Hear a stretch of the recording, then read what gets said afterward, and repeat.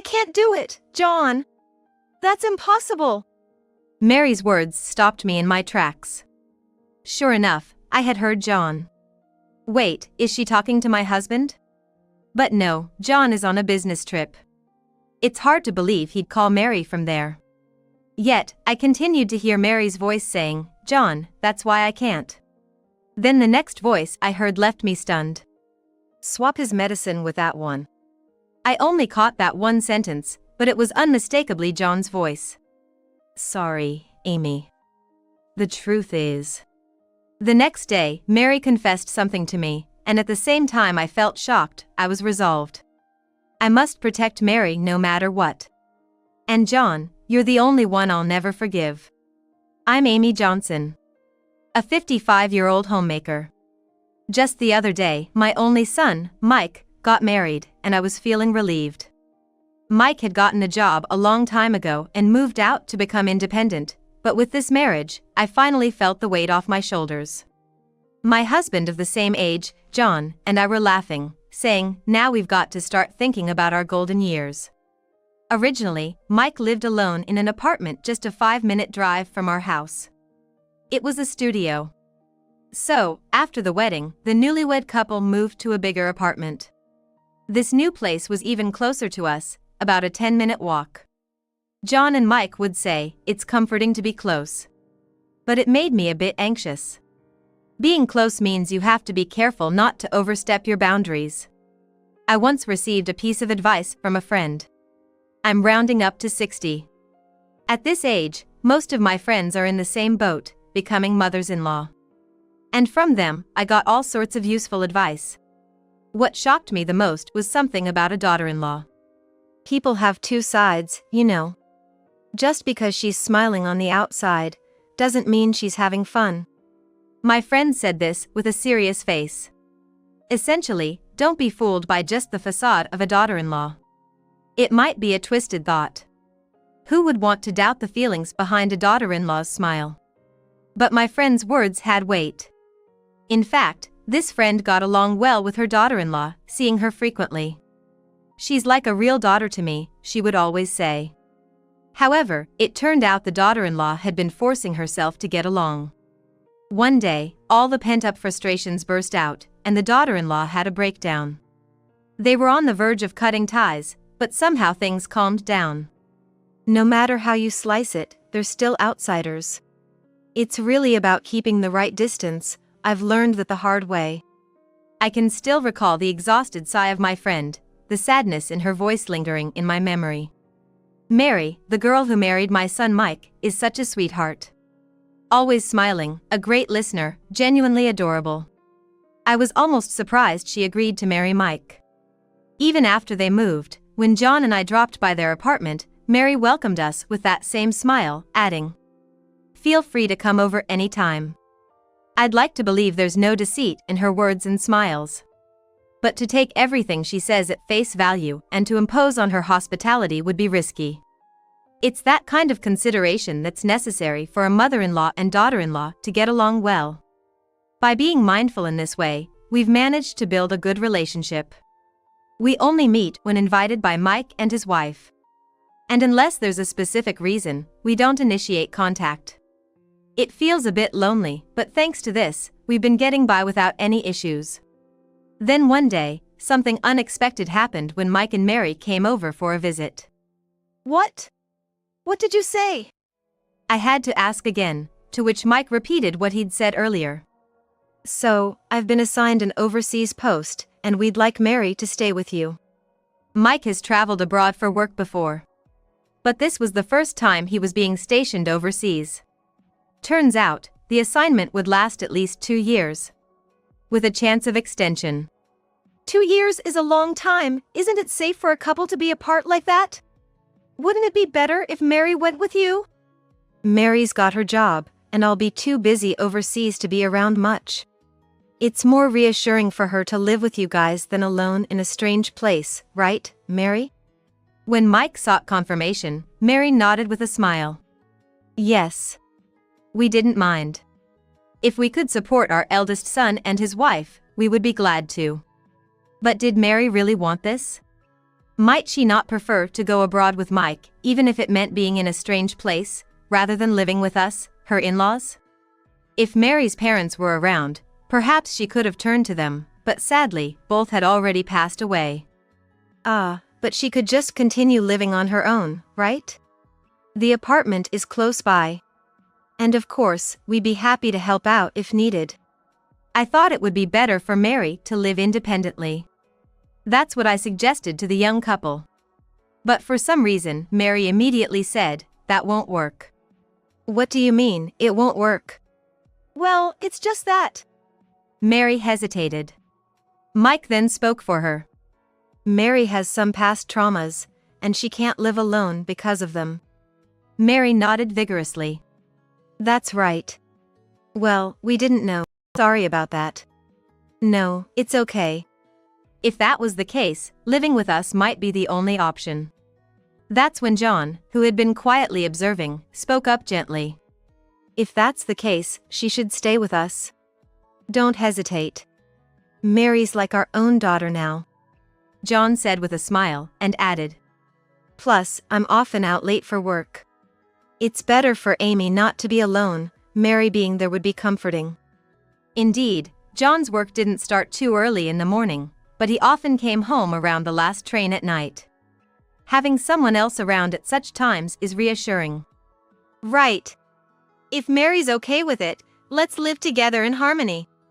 I found myself on guard, but just like John had said, there were benefits to living together. It wasn't all downsides. And unlike me, a homemaker, Mary had her job. We wouldn't be together all the time. Maybe we could make it work. Thank you. We really appreciate it. The pleasure is ours. And so, it was settled that Mary would live with us. I was nervous about living together at first, but Mary turned out to be just as wonderful as ever.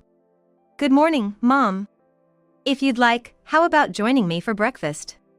When I got up in the morning, the table was set with delicious-looking scrambled eggs and sausages, and there was steaming hot soup ready to be served. Oh my. Thank you. I'm so happy to have someone cook for me, it's been a while. But, wasn't it a lot of trouble?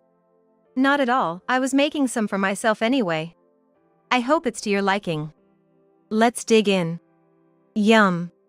This is delicious. I'm glad to hear that. Since Mary has work, I've taken on most of the household chores. But Mary never just left everything to me. On the contrary, she was always eager to help out with the chores to the point where I felt embarrassed. Mike sure has a good eye for people. He's lucky to have married such a wonderful woman like Mary.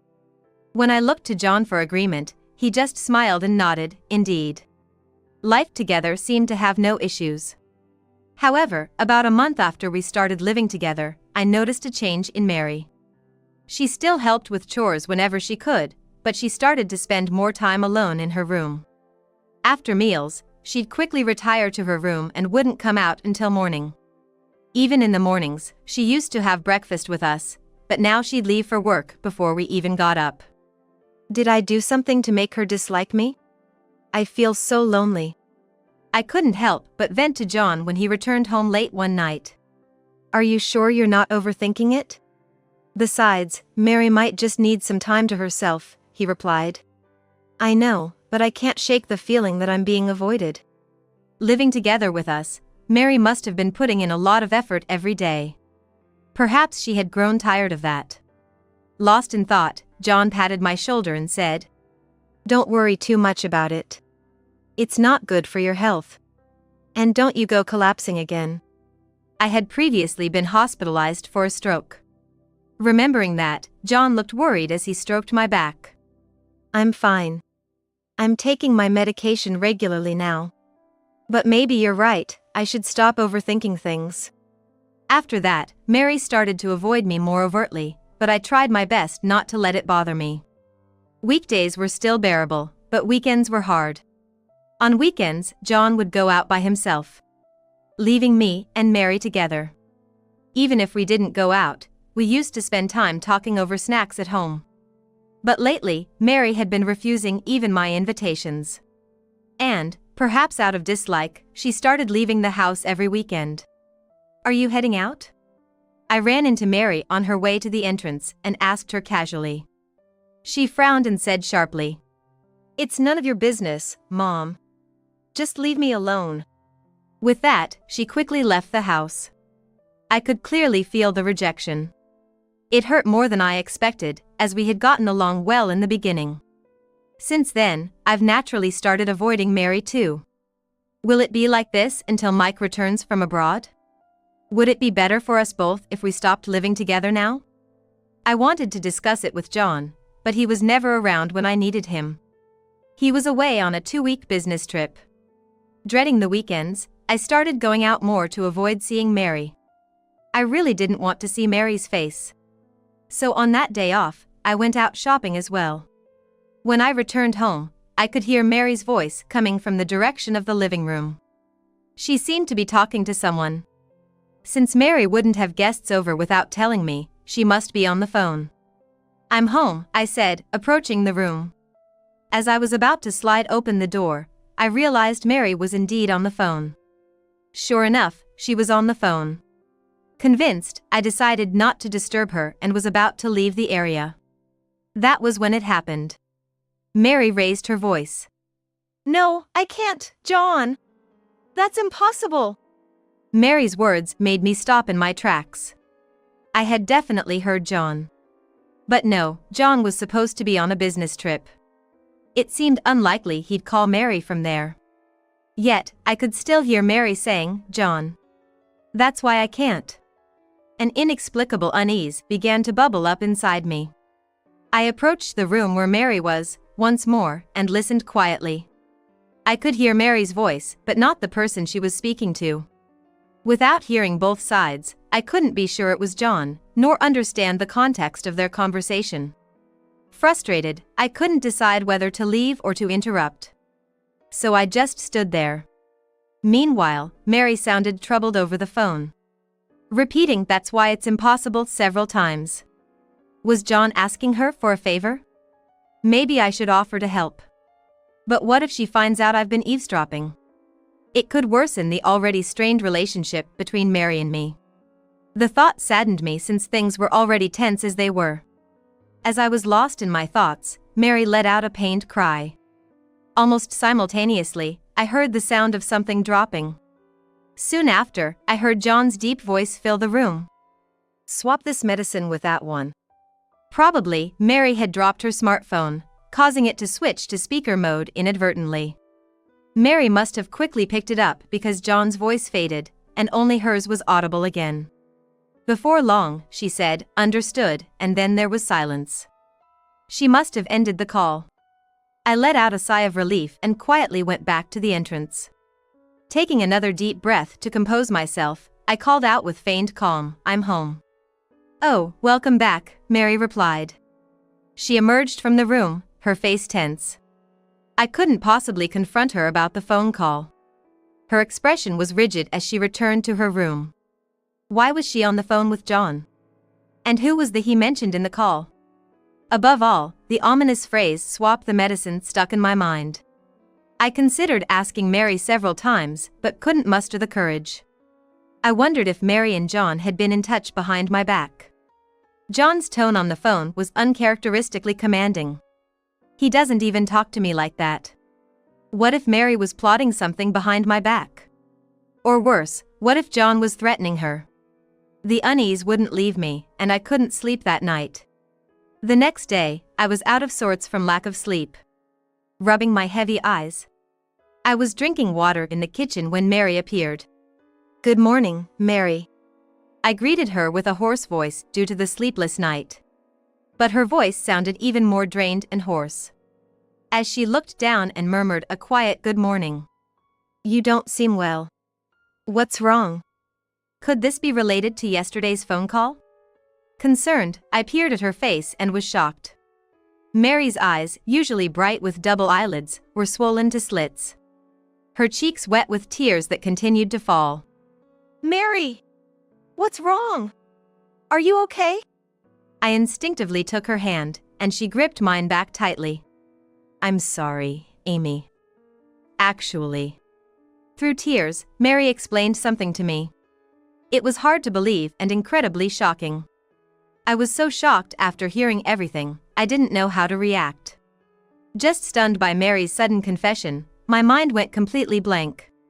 As I stood there dazed, Mary's tears continued to fall. "I'm so sorry, Amy, so sorry." She kept repeating her apologies.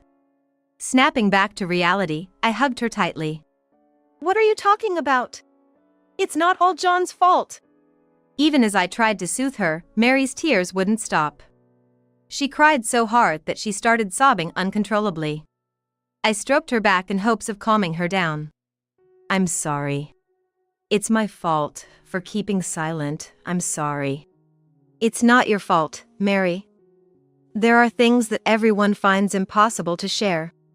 Besides, Mike is okay with it, so it's not for John or me to interfere in a couple's private matters."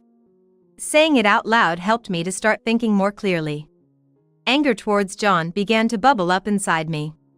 How many years have we been married now? We've fought, even talked about separation. But I had always intended to spend the rest of my life with him. I never imagined he could do such a thing behind my back. After a while, when Mary had calmed down, we started to talk about what to do next.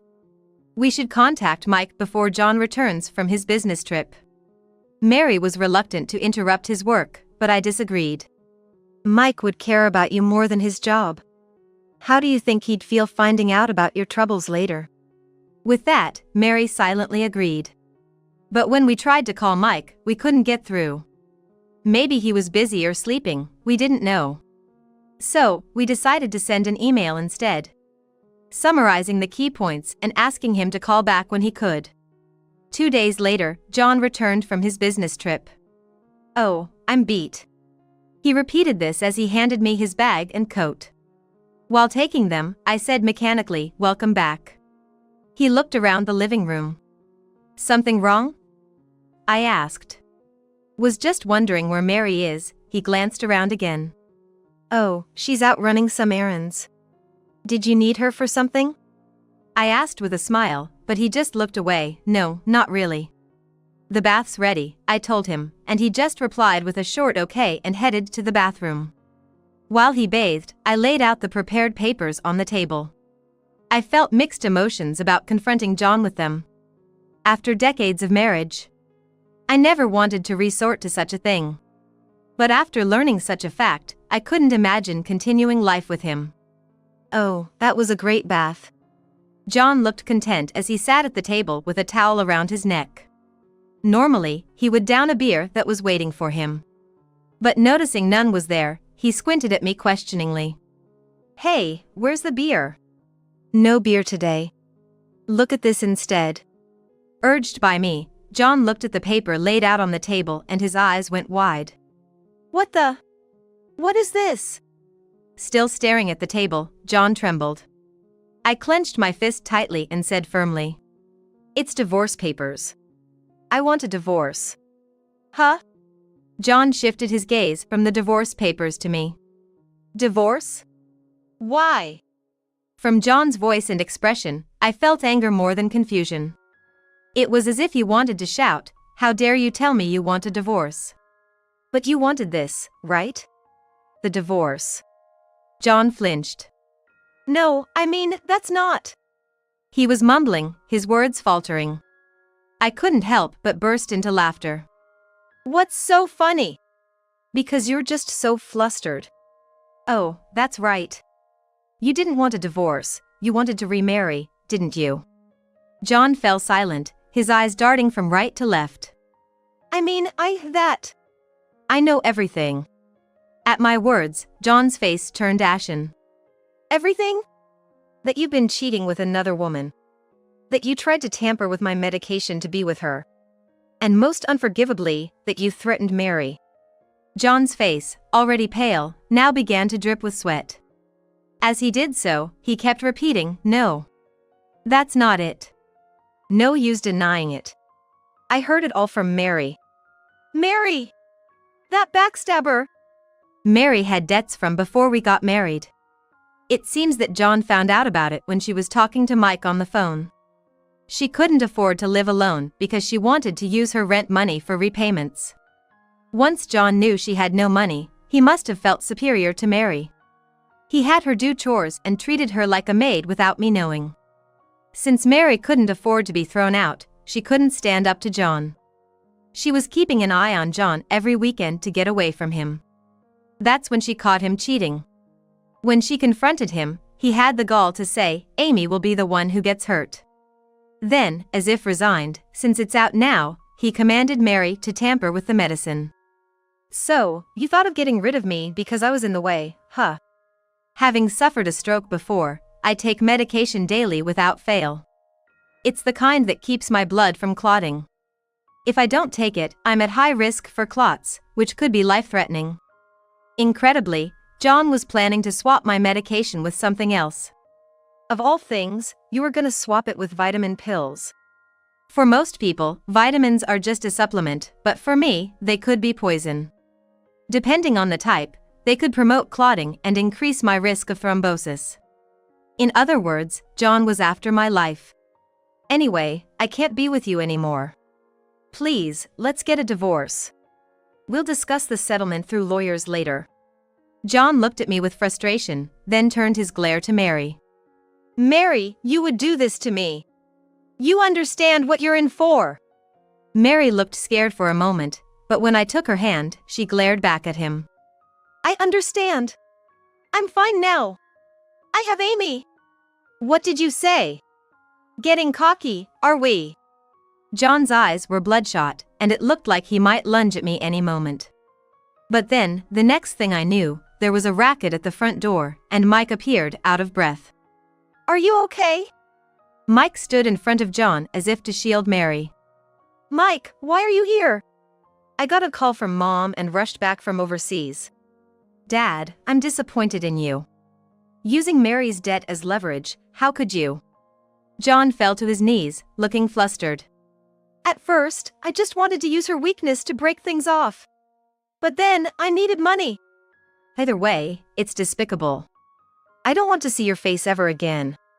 Get out, now. But, wait, Amy. Are you sure about this? You're a stay-at-home mom with no income.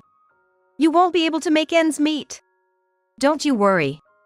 I'll be fine with the alimony I'll get from you. And by the way, this house was inherited from my parents, so don't you act all high and mighty. John was still trying to act tough, but when I threatened to call the cops, he shuffled out. After that, John and I got divorced. It turned out John had been secretly giving money to his mistress, and a good chunk of our savings was gone. I guess now I know why he needed money. As a settlement, I decided to take all the remaining savings. John's future looked bleak, nearing retirement with zero savings. And with his son declaring him dead to the family, he's really in for a rough ride. Whether his mistress will stick with him through this hard mode life, I doubt it, but honestly, I couldn't care less. Mike went back to work the day after we settled everything, looking like he didn't want to leave. Mary and I are still living together. I used the alimony I got from John to pay off Mary's debts. Her son and his wife wanted to pay it back themselves, but with interest rates being what they are, it seemed wasteful. Since it was John's money anyway, I wanted to get rid of it fast. Now, the regular mother-in-law and daughter-in-law girls' nights are what I look forward to the most.